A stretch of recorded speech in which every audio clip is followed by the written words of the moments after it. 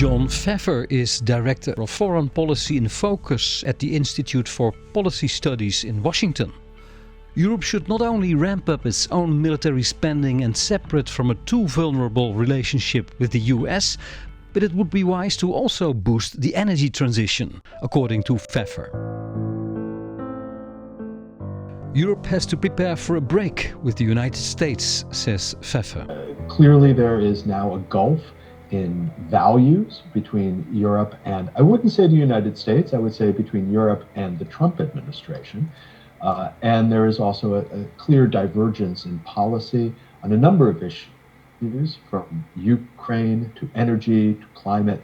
And therefore, Europe has to make a calculation to prepare for a break with the United States.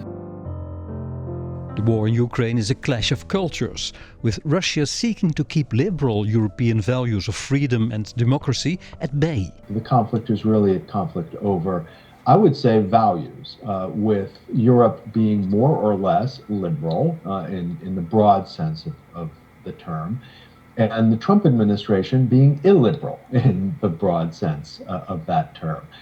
So that's the underlying conflict. Apart from the fear of democracy, there's something else at play. Europe's technological lead in the field of energy transition. I think it's clear from a variety of different indicators that Europe is benefiting tremendously from the Green New Deal and from associated investments in energy efficient technology.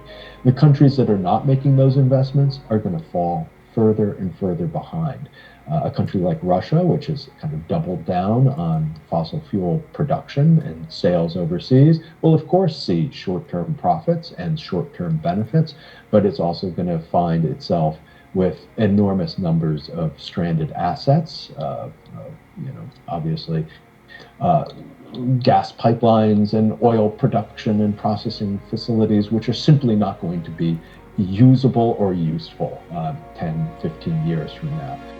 Europe could make more use of that, boost the energy transition, especially now that the US under Trump is taking a step back towards fossil fuels. So there's a competition across the board, and China has a number of advantages in this competition. But the fact that the United States is kind of stepping back in some sense from this competition provides Europe with an opportunity. Europe is in an enviable position of having relatively consistent policy in favor of this across political administrations. And that's what I think is ultimately going to be Europe's advantage in a highly polarized political environment in the world today. Thank you, Mr. John Feffer. And let us send this message to the European Commission right away.